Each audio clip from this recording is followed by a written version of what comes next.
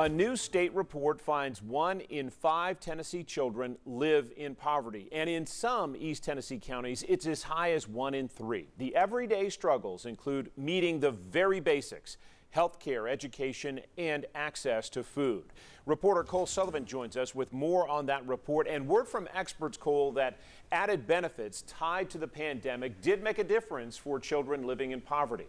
John, I've got 2 maps for you. They're both from the Tennessee Commission on Children and Youth, and they're going to look pretty similar. That's the point. This is the first. It shows the percentage of Tennessee children living in poverty. And you can see some of the counties in our area are shaded the darkest. That means the higher percentage of kids living in poverty. In those counties, up to 1 in 3 kids can live in poverty. That means their family of 4 makes less than $26,000 a year. And then look at the second map. It shows the percentage of kids that are having trouble finding food over the past week.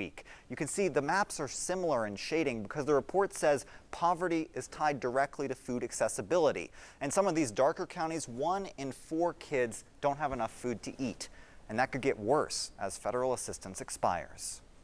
If a child shows signs of being at risk of hunger, then we need to make sure that they are fed. Second Harvest Food Bank feeds more than 12,000 hungry kids across 18 counties every week. Most of the children that really are under that poverty level, they know that that food is in their backpack, and they will hold that backpack the entire rest of the day. The food bank says the number of kids in need has stayed relatively steady during the pandemic. In the midst of economic turmoil, a state report finds the child tax credit helped more families afford dinner. It says 56% of Tennesseans who got the government money spent it on food.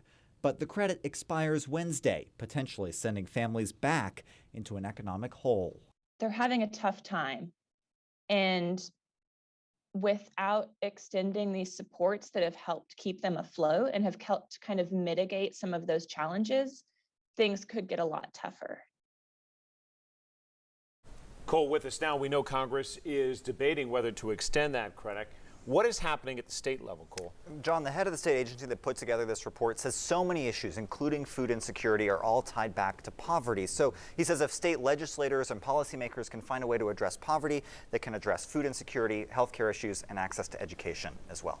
Cole Sullivan with that update. We appreciate it. Thank you.